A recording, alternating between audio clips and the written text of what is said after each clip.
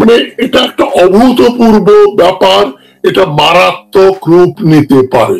তাই আমি বলছি হাসিনা নতুন বিপদে পড়তে যাচ্ছে, নতুন সংকট ধেয়ে আসছে কালবৈশাখীর ঝড়ের মতো বা টর্নেডোর মতো, সাইক্লোনের মতো, এবং হাসিনা শেষ এটা সামাল দিতে পারবে বলে আমার মনে হয় না। একদিকে শিক্ষক শ্রেণী, ছাত্র শ্রেণী, তারপরে দরিদ্র জনসাধারণ, এই যে তাদের রেশনের চাল এবং গমের দাম বাড়িয়ে দেয়া হয়েছে প্রথম 20-22 বছর পরে, সেটাও একটা অভূতপূর্ব ব্যাপার। তারপরে বাইরের যে চাপ আমরা যে দেখতে পাচ্ছি, যেটা নিয়ে কালকে আমি আলোচনা করেছি, একটার পর একটা পুলিশ অফিসার এবং আমলা, বড় বড় অফিসারদের দুর্নীতির খবর ব্যাপকভাবে প্রচারিত হচ্ছে। এটা আমরা প্রথমে মনে করেছিলাম বসুন্ধরার মাফিয়ার সঙ্গে বেনজির আহমেদের যে মাফিয়া গ্রুপ, তার একটা দ্বন্দ্বের ফলে এই বসুন্ধরার পত্রিকা কালের কণ্ঠ এটা প্রকাশ করলো।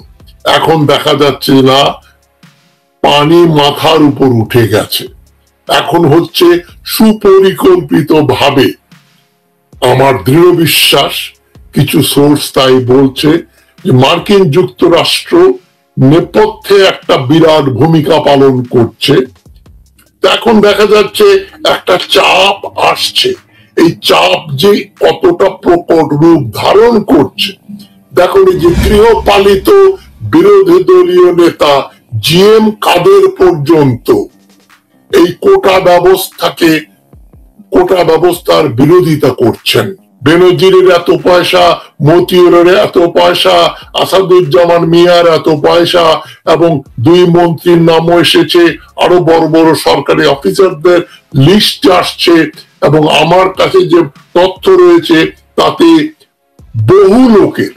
বহু শত লোকের দুর্নীতির খতিয়ান পত্রিকায় প্রকাশ করা হবে। হাসিনা ইচ্ছা করলেই বন্ধ করতে পারছে না। ইতোপূর্বে হাসিনার উপর এই ধরনের চাপ ছিল না। স্যাংশন দেবে, হাসিনা বলেছে স্যাংশন আমি থোড়াই কেয়ার করি। সেই স্যাংশনের ওই প্রেসারের সত্ত্বেও একটা তথাকথিত নির্বাচন বানিয়ে করে ক্ষমতায় অধিষ্ঠিত হয়ে গেল, যেটাকে মার্কিন যুক্তরাষ্ট্র বলল এটা অবৈধ নির্বাচন, neither free nor fair। আমি বলছি না এই আন্দোলনে হাসিনা পড়ে যাবে, তবে সম্ভাবনা প্রচুর। এই আন্দোলন হাসিনা কিভাবে সামাল দেবে? চীনে যাচ্ছে, তার তো আরেকটা সংকট, চীন রাখি না ভারত রাখি। ভারতও নারাজ, চীনও নারাজ। দুইজনকে খুশি করে হাসিনা এবার সব ঠিক রাখতে পারবে বলেও আমার মনে হয় না। একদিকে মার্কিন যুক্তরাষ্ট্র, ইউরোপিয়ান ইউনিয়ন প্রেসার দিচ্ছে, একদিকে চীন, আরেকদিকে ভারতও নারাজ। সুতরাং তিস্তা প্রকল্প নিয়েও একটা দ্বন্দ্ব। তো এখন চীন, ভারত এবং পশ্চিমা জগৎ, আর ভেতরে ছাত্র, শিক্ষক, কর্মচারী এবং বিএনপির নতুন ভাবে আন্দোলন ভাব, এসব কিন্তু অশনি সংকেত। তাই মনে হচ্ছে হাসিনা নতুন সংকটে পড়ছে। বামপন্থী শিক্ষকদের হাসিনা মনে করেছিল তারা তার সঙ্গে থাকবে, কিন্তু সেই শিক্ষকেরা 3 দফা দাবি করলো। দাবিগুলো মারাত্মক দাবি, কিন্তু 1 নম্বর হচ্ছে প্রত্যয় স্কিম বাতিল করতে হবে। হাসিনার যে নতুন যে রিটায়ারমেন্ট পেনশন গ্র্যাচুইটি, সেটাকে বাতিল করতে হবে 1 নম্বর।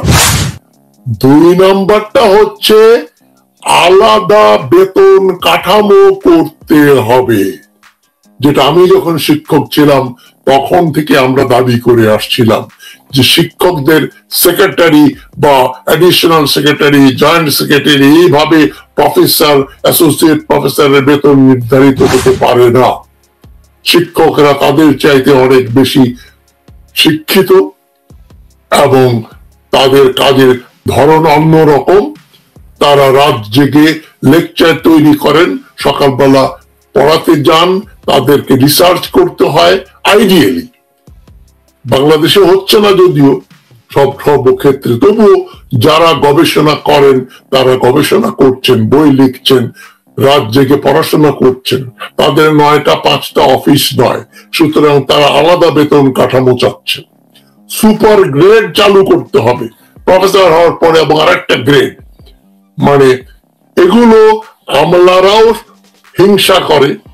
তারা শিক্ষকদের দিতে চান না, যেটা আমি 72 থেকে বাংলাদেশে 88 সাল পর্যন্ত শিক্ষকতা করে দেখেছি। আমলা শ্রেণী শিক্ষকদের দেখতে পারেন না। আব্বাস নতুন করে নতুন কথা বলছেন, বিএনপির আপাত দৃষ্টিতে বিরুদ্ধে গেলেও মনে হচ্ছে বিএনপির সমর্থক, বিএনপির সাধারণ কর্মীদের সদস্যদের সমর্থন পাবেন মির্জা আব্বাস। এবং যে কথাটা আমি বহুবার আগে থেকে বলে আসছি, সেটা এখন নতুন ভাবে নতুন রূপে আবার বিএনপি নেতাদের মুখ থেকেই বেরোচ্ছে। এটাও হাসিনার জন্য একটা অশনি সংকট। হাসিনা পুতুলের মতো বসে আছে। এদিকে বাংলাদেশ ব্যাংকের নেট রিজার্ভ এটা আছে এখন $16.77 বিলিয়ন, মানে 17 বিলিয়নের কম। এবং আইএমএফ এর রিকোয়ারমেন্ট ছিল, আইএমএফ বলেছিল $14.7 বিলিয়ন রাখতে হবে, কিন্তু $16.77 বিলিয়ন এমন কোন বড় অঙ্ক না যেটা নিয়ে বাংলাদেশের খুব স্বচ্ছন্দে বসে থাকার মতো উপায় আছে। ইতিমধ্যে হাসিনা চীনে যাবেন, চীন আরো ঋণ দিতে চাইছে এবং আরো অনেকগুলো ট্রেন, মেট্রো ইত্যাদি চীন করতে চাচ্ছে। চীনের উদ্দেশ্য ধার দিয়ে হাসিনাকে শেষ করে দাও, এমন অবস্থা করো যে ধার শোধ করতে না পারলে আমরা ওই প্রকল্পগুলো দখল করে দেব। এটা চীনের পুরনো খেলা। এখন এগুলো ভুলে গিয়ে হাসিনা ওই ভূতের ভয় হলে গান গায়। হাসিনা এখন তথাকথিত সংসদে গান গাইছে, ট্রানজিট দেওয়ায় কি ক্ষতি হয়েছে। বিশ্বের উদাহরণ দেখালো পাকিস্তানে কিনা, সেটা আমরা দেখব। আপনারা ভালো থাকবেন, তবে আন্দোলন সমর্থন করেন যেভাবেই হোক। যারা আগে সরকারের সমর্থন করেছিল তারা আন্দোলন সমর্থন করছে, আন্দোলন করছে। এই আন্দোলনকে আমি সমর্থন করি, আপনারা সমর্থন করেন। এবং আপনারা শিক্ষক এবং ছাত্রদের এই সমাবেশ, এই যে তার অবরোধ করছে, সেটা স্বতঃস্ফূর্ত ভাবে আপনারা অংশগ্রহণ করেন। আন্দোলন ছাড়া ফ্যাসিবাদ দূর করা যায় না। বিদ্যালয়ে পড়াশোনা করেন, শিক্ষকদের ছেলে মেয়েরাও পড়াশোনা করেন এবং সরকারি কর্মচারীদেরও ছেলে মেয়ে বিশ্ববিদ্যালয়ে পড়াশোনা করেন। সুতরাং তাদের ভবিষ্যৎ অন্ধকার, এটা তারা দেখতে চাইবেন না। শিক্ষকরাও তাদের গ্র্যাচুইটি পেনশন বন্ধ করে দেওয়া হবে, এটা তারা মেনে নিচ্ছেন না। সুতরাং আরেকটা অভূতপূর্ব ঘটনা কি ঘটলো, বিএনপির ভেতরে বাতাস বদলাচ্ছে। নতুন পাল তুলে বিএনপি নতুন পথে যাত্রা শুরু করতে যাচ্ছে বলে আমি মনে করি। যেটা মির্জা আব্বাসের যে বক্তৃতা, যেটা আমি কালকের ভিডিওতে বলেছি, যে বিএনপি এই 15 বছর আন্দোলন করে কিছু অর্জন করেনি, কেননা কিছু নেতা মৃত্যু ভয়ে আতঙ্কিত হয়ে আন্দোলনের নেতৃত্ব দেননি। তবে যারা প্রত্যক্ষদর্শী তারা বলছেন 28 অক্টোবর 2023 মির্জা আব্বাসও কিন্তু একেবারে ওই মাঠ ছেড়ে দৌড়িয়ে পালিয়ে গেছেন। শুধু মির্জা ফখরুল ইসলাম গিয়েছেন তাই না, মির্জা আব্বাস সহ বড় বড় নেতা কেউই মাঠে ছিলেন না, রাস্তায় ছিলেন না। কিন্তু এখন মির্জা মানে হাসিনার লেজুর বৃত্তি করে চাকরি পেয়েছে, প্রমোশন পেয়েছে, কোনো কিছু পাবলিশ না করে, অনেক অধিকাংশই উইদাউট পিএইচডি বা ঢাকা বিশ্ববিদ্যালয় বা অন্য কোন জায়গা থেকে বাংলাদেশের ভেতর থেকে নাম কাওয়াস্তে একটা পিএইচডি। আপনি দেখেন আমলা পুলিশ সেনাবাহিনীর অফিসাররাও এই তথাকথিত পিএইচডি নিয়ে এতটা গর্বিত, নামের আগে ডক্টর না লিখলে তারা থাকতে পারছেন না। ওই ডক্টর লেখার জন্য পিএইচডি ডিগ্রি অর্জন। যা আমরা অশিক্ষিত নই, আমরাও কিন্তু শিক্ষিত। এটা ইনফিরিয়রিটি কমপ্লেক্স। তো ওই ইনফিরিয়রিটি কমপ্লেক্স যাদের থাকার কথা, সেই শিক্ষকেরা দেখছে যা হবার তো হয়ে গেছে, ক্ষমতা পেয়ে প্রফেসর হয়ে গেছি, এখন আমাদের মাসে পেনশন পাবো রিটায়ার করার পরে, সেটা আমাদের দাবি অনুযায়ী সুবিধা অনুযায়ী হতে হবে।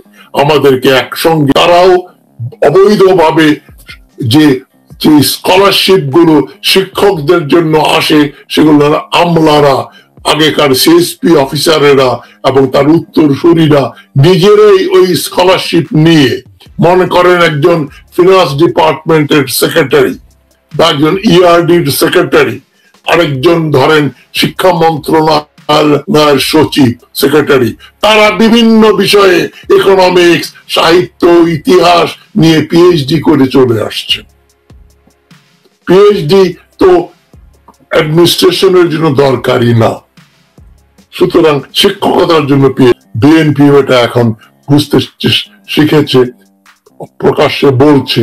সুতরাং বিএনপির ভেতরেও পরিবর্তন আসছে বলে আমি আশা করি। ভালো থাকবেন সবাই। সবাইকে সংগ্রামী অভিনন্দন জানিয়ে শেষ করছি। আসসালামু আলাইকুম।